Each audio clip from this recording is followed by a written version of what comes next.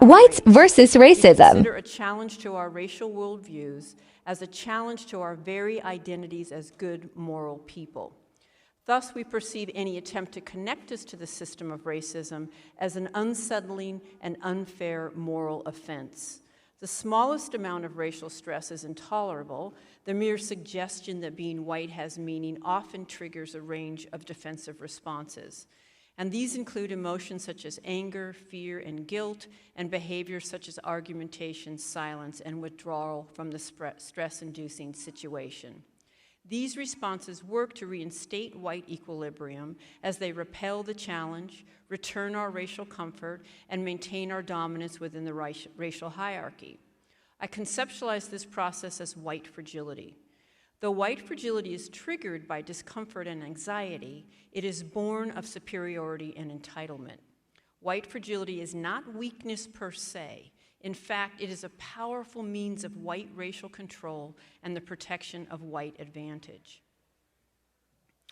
In my early days of work of what was then termed a diversity trainer, I was taken aback by how angry and defensive so many white people became at the suggestion that they were connected to racism in any way.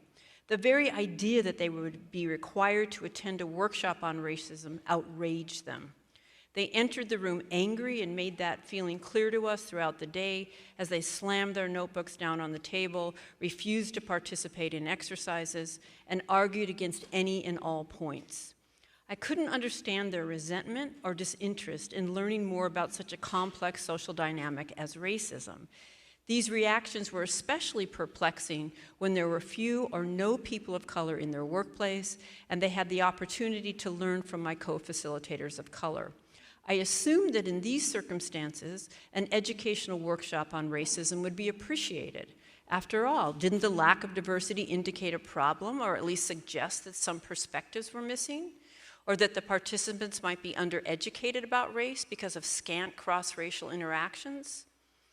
It took me several years to see beneath these reactions.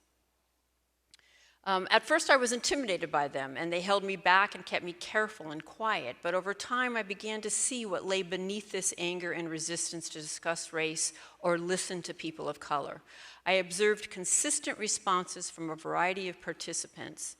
For example, many white participants who lived in white suburban neighborhoods and had no sustained relationships with people of color were absolutely certain that they held no racial prejudice or animosity. Other participants simplistically reduced racism to a matter of nice people versus mean people. Most appeared to believe that race